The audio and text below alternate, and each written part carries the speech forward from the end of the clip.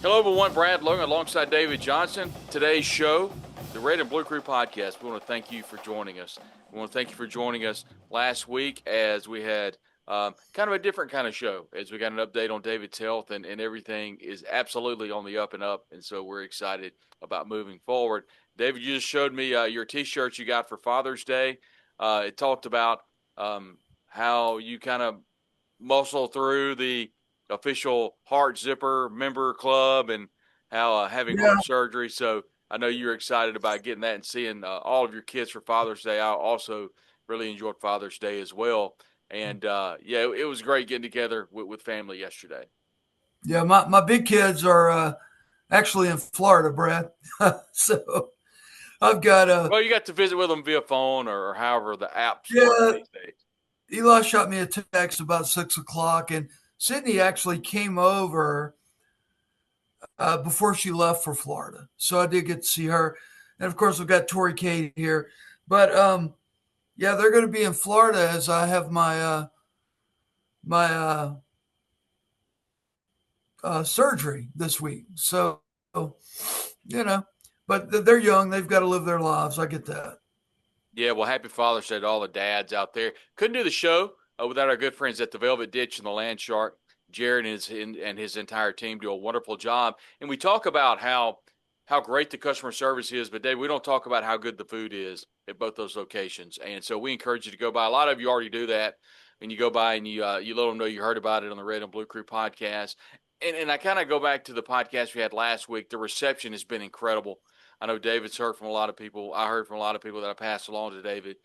So we couldn't do this podcast without you listening and watching, and we really appreciate it. Also, our friends over at the Hearn Law Firm. Any legal need that you need, just give the Hearn Law Firm a call. Our phone number will be available here in just a little bit when we talk more about all of our sponsors here on the Red and Blue Crew podcast. If you'd like to be a sponsor of the show, we'd love to have you. Just shoot us a direct message on Twitter/X at Brad Logan COTE, or you can shoot a direct message to David at Rebels247, and we'll be glad to get you guys in touch with the right people. David, it was a huge weekend over the last really couple of weekends at Ole Miss, and I know you've had your ear to the ground. And in regards to Ole Miss football recruiting, it is as hectic as it's ever been right now. Yeah, no doubt about it. But Brad, I'm going to tell you, it's really you pick up on these vibes, and honestly, it's as successful as it has ever been right now as well. Um, I talked to a lot of these kids as they departed Oxford yesterday, following their official visits, and Ole Miss is in great shape. I mean, I was on the phone with Nolan Wilson last night, one of the top defensive linemen in the country, out of Picayune, Mississippi, and man, Nolan had a great time up here. Jet Goldsberry had a great time up here. Rodney Colton Jr., a big time linebacker, had a great time up here. And he's down to 4 schools, and Ole Miss is the only SEC school left on his list. So I feel really good about those guys. It was a great weekend overall. And I think, the kicker to it is how Ole Miss is they're bringing these players in and setting them down and going, this is our personalized plan for you. And I think that matters to the guys. I had more than one guy yesterday tell me they do that better than any other school. They set you down and they go, this is your freshman year. This is your sophomore year. This is your junior year. And by the time you get to be a junior, we're going to have you as an All-American candidate. And I think that resonates with the kids there. Granted, it's a weird kind of vibe because of the NIL era. And if you don't think that matters, well, I got oceanfront property to sell you in Belzona because it matters. A lot of these kids are coming from less than ideal financial situations, and they've got a great opportunity to rectify their family's fortunes and it is paramount. And what I don't understand is really those of us in the recruiting industry, we don't talk about that enough because it matters if one school is offering you $250,000 and the other school is offering you 75,000. Doesn't matter how much you like the tradition or the pageantry. I mean, cold hard cash, that's $175,000 difference. And it matters to these kids. Um, I don't think we're covering that as thorough as we should, to be honest with you, partly because nobody wants to talk about it still. But it's part of the game, and it's part of that process. I've asked you this before. You've been covering Ole Miss recruiting for a number of years. Looking at this year versus last year versus the year before versus the first year that Lane got on campus, then you got the transfer portal aspect of all this. How detailed is Ole Miss high school recruiting versus last year and the year before? Is it more high school recruiting than they've done in the years past? And also an emphasis on Mississippi versus, last year and the year before. But I thought last year they put a pretty good emphasis on Mississippi. But I think overall, where's Ole Miss right now with high school recruiting versus the transfer portal when it felt like Lane and his staff were at the advent of the transfer portal? It feels like they've dipped back into high school recruiting a lot more. Yeah, well, you got to look at the state of the program when Lane got here versus where the program is now. This is an Ole Miss team program that has won 10 or more games 3 out of the last 4 years.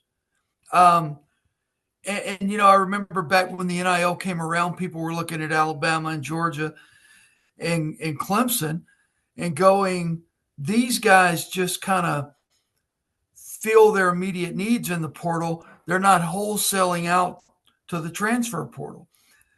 I think Ole Miss has grown under Lane to where now you're not seeing low-level 3 stars visit campus. You're seeing those 4-star, 5-star recruits visit campus. And I think by winning, Ole Miss has elevated itself basically to the same arena of recruiting that Alabama and Georgia have been in. And you can now rely a little more on high school recruiting. Whereas in the past, it was, hey, let's get these guys in here. Let's win a bunch of games. Now, is particularly at certain positions, you're seeing more of an emphasis placed on high school recruiting, specifically the offensive line. Does that make any sense? It does. It does. And being a Mississippi guy like you are, I think and I don't mean to throw shade on Ole Miss fans or anything, but I think it's cool to see Mississippi kids stay in Mississippi and play, whether it be at MSU, whether it be at Southern Miss, whether it be at Delta State, wherever that school is. So it just feels to me like that Lane and the staff have done a much better job recruiting high school players, much less the state of Mississippi. I want to talk about one specific player that a lot of people are looking at. That's defensive lineman Nolan Wilson. He had an official to Ole Miss, and he's got a lot of different programs talking to him. What's the latest on him? Yeah, I talked to him last night. He had a great time up here. Interestingly enough, he told me the last time he was up here, he didn't feel the love. And he said, man, that was resurrected over the weekend. They rolled out the red carpet for him. I don't know exactly what he meant by he didn't feel the love, but he did this weekend. I think Ole Miss is in the thick of things for him. It would not surprise me. Again, here we go. We're not talking about NIL. If NIL wasn't the deciding factor for Nolan Wilson, he's got a bunch of SEC schools at him. I think Miami's after him, Florida State. I really think that NIL is going to play a heavy decision for Nolan. I know that's kind of that. I mean, to me, it's just common sense, and I really don't know why we're not asking kids more questions about NIL, other than the schools really don't want us to. You know, that's still kind of a hush hush thing until we get to the era where it's actually more like the NFL, and contracts are public and contracts are contracts. Um, right now we're just kind of in this malaise. And, but yeah, talking about Nolan Wilson, I think he loves Ole Miss.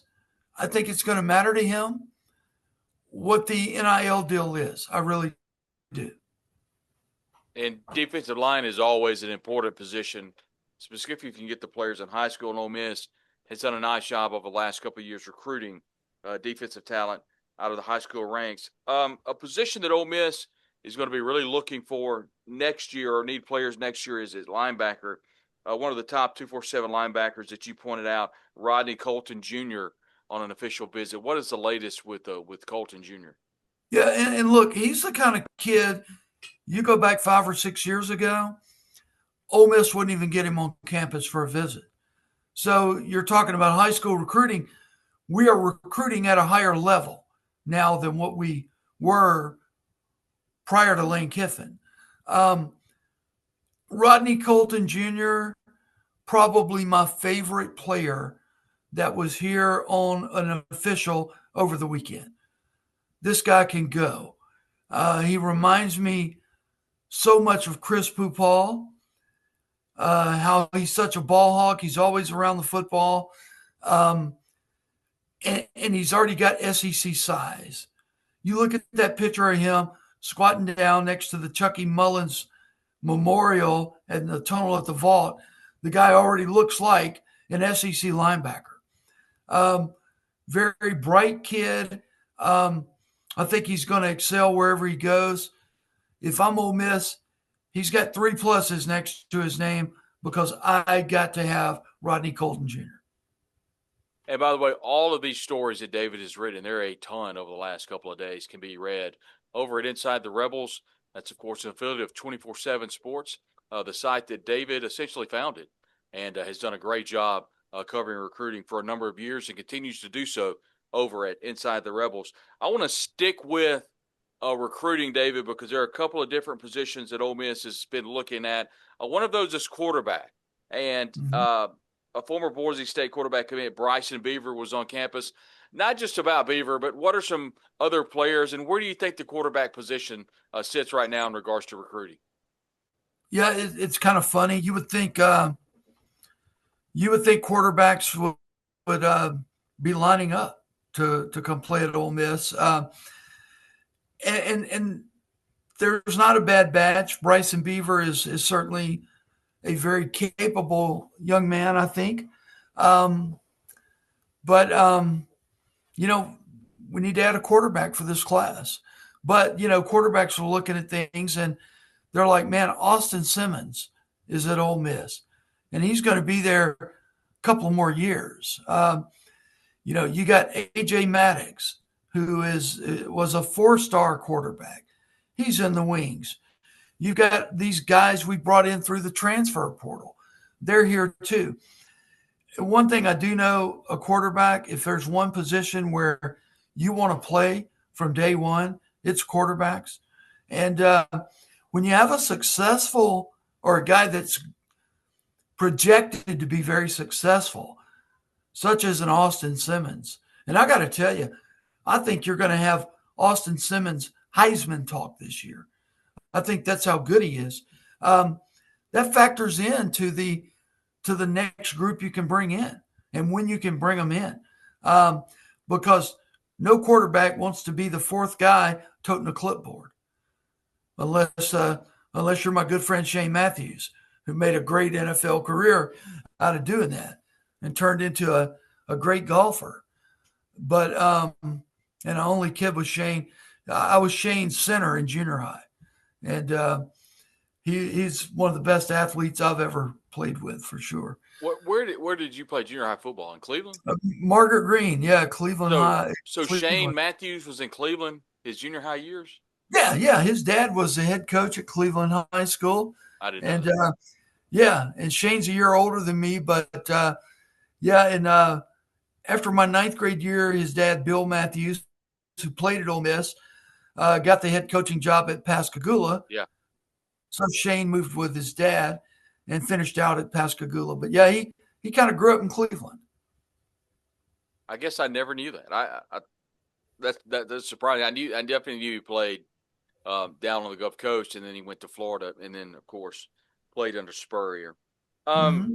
I think defensive back, David, is a position to where if you ask me the one position that I think brings me pause a little bit in this upcoming season is defensive back. Ole Miss hosted a couple of defensive backs over the weekend. That's, of course, four-star DB Craig Tutt, who you pointed out is down to 3 schools. And then Tupelo defensive back Iverson McCoy said he's down to 2 schools. What are the latest on those two, and where do you think the Ole Miss defensive backfield stands right now in regards to recruiting? Yeah, well, obviously you need some future help, so you want these guys. But man, I keep getting distracted by these Logan balls in the background. I love those, man. Did you have those specially made, or what was the I deal did there? not. I looked upon those at a spot to where I can't remember where it was, but it was in a location where I never thought I would find them, and I saw two Logan balls, a football and a basketball, and I immediately scarfed them up for a couple of dollars a piece. Yeah, right school colors, whole 9 yards. Oh That's yeah, that's pretty good.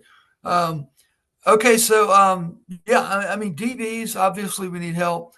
Iverson McCoy. Look, again, I think that's going to be an NIL deal at the end of the day. Who's gonna offer more, Ole Miss or Mississippi State? Um, and then the other guy, Craig Tutt, out of Oakland High School, Murfreesboro, Tennessee. Um, Big time guy. I mean, I personally think that you know I think Ole Miss is in a good situation for Tut, but it's again, man, it's just such a weird era. He's down to Ole Miss, Tennessee, and Auburn. Um, he's going to go official Tennessee next weekend. He was at Auburn the weekend before. Ole Miss this weekend. Um, I think he's one of the best DBs out there. Um, but again, I do think it comes down to players and NIL, Brett. Um, I wish it. I just wish the industry would become more open about that, but it is hard to because the schools you cover do not want you talking about it. And why? Because really and truly, and this could be any school, not Ole Miss specific. They don't want the left guard realizing the right guard is making $100,000 more a year than him. You know, so that's where the kind of quietness comes from, right there. But I mean, it's a fact in this world we live in. You know, how much money's on the table? What can I earn? What's my deal? And fortunately for Ole Miss fans, the Grove Collective and Lane Kiffin, the entire university has been at the forefront of knowing how to do this and really setting the standard for how to do this. But the recruiting industry, the coverage industry, not there yet. It needs to it needs to examine itself, and we need to be asking more NIL questions for the readers. and the offensive line, David, is a position to where there was a ton of graduation last year. There'll be a lot of turnover, so Ole Miss obviously putting an emphasis on the offensive front. Interior offensive lineman Ryan, is it Myret? Myret? Ryan Murray. Murray, I got you. You say the official blew him away, and then you've got, of course, the 4-star offensive lineman Kamari Blair. Those are two names that Ole Miss is in on. How's the offensive line setting up right now? Yeah, I feel better about Murray than I do Blair.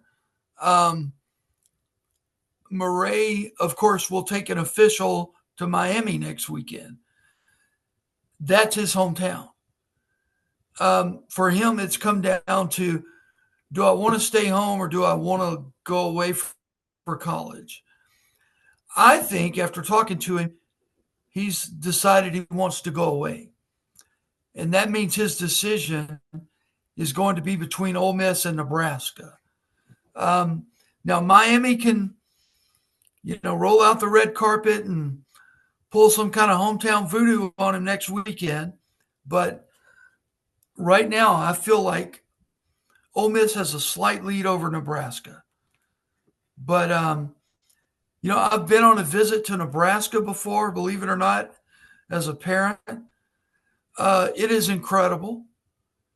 Probably the best visit we ever took was to Nebraska. Let me just tell you, Lincoln is impressive. The campus is impressive. Until they show you pictures of it in January, and there's 14 inches of snow on the ground. But it is literally in the middle of nowhere. But I do think that's the deal for Ryan Murray. Is it Ole Miss or is it Nebraska? You can read the article. He told me yesterday he really thinks he wants to get away from home, and have a more traditional college experience, and not go to college in the same place he's lived for the past 18 years. That was a quote he gave me. So I feel better about him. Blair, Tennessee guy, but he told me yesterday Tennessee was basically out of it. I really didn't get a sense of what he's going to do, to be honest with you. I think Ole Miss probably has just as good a chance as anybody else with Blair. But they've made Murray has made a connection with Ole Miss.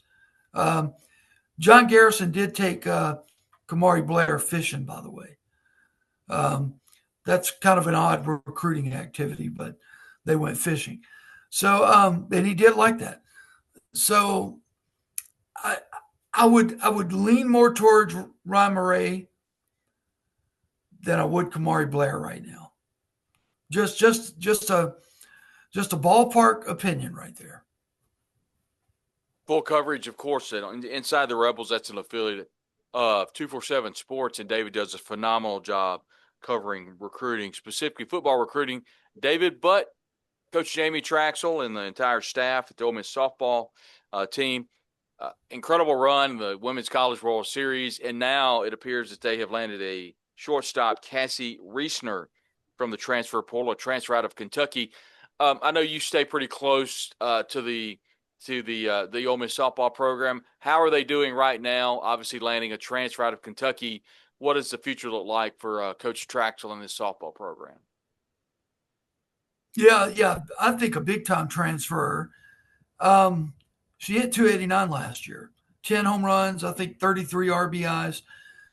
I'm going to tell you the secret sauce of Ole Miss offensively right now is the combination of Bobby Buchanan and Aaron Earlywine, and how they are they're teaching these girls how to hit. And Cassie comes over to Kentucky. She's already flashed some power. I think she could be a 20 home run hitter in this Ole Miss lineup. Does she have to play shortstop? No. I mean, softball players are versatile. She could play third. She could play second. But a lot of credit goes to Bobby Buchanan. And let me tell you this. I was talking, believe it or not, yesterday I had a chance to talk to a couple of softball commits. Um, Jada Savage, who is a two-way player, pitcher, and a first baseman, and Alex Tucker, who is an outfielder. They're both from Georgia, but they both play for the Texas Bombers, which is the team Bobby Buchanan used to coach. And they're both going to be stud players. But each of them, they were telling me about how they chose Ole Miss in part because Bobby Buchanan was here. How because they believe in what Jamie Traxel is doing. Um, and we talked about primarily, and they've been committed for a while now, this is not the same Ole Miss program you committed to anymore.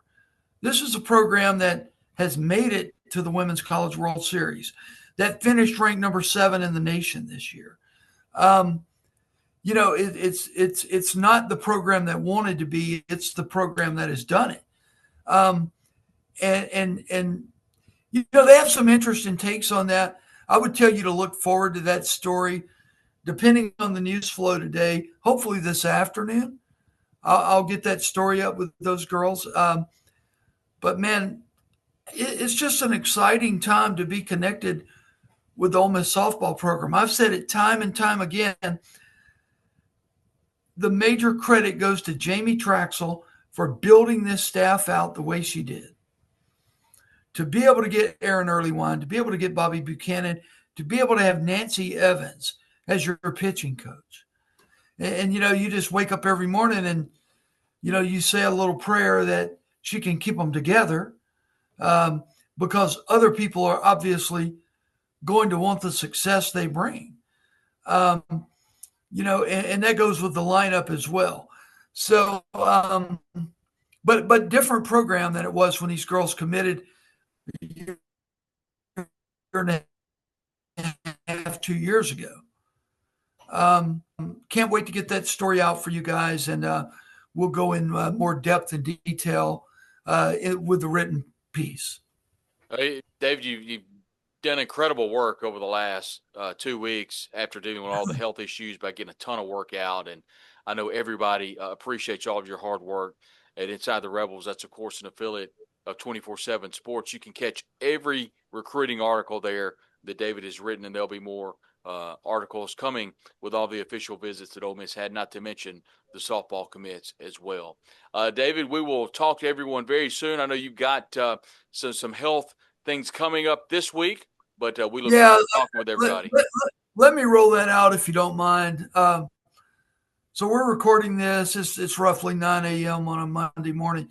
I have got a consultation with my surgeon at 10:45 Monday. So just in a little bit. We're going to figure out what day this week they're going to go in and try to cut this cancer out. Probably be Thursday, probably be Friday. I've been told that I've got 7 days of intense chemotherapy following the surgery. So after the surgery, I'll be put in ICU and then gradually work myself up or down, whatever, out of there.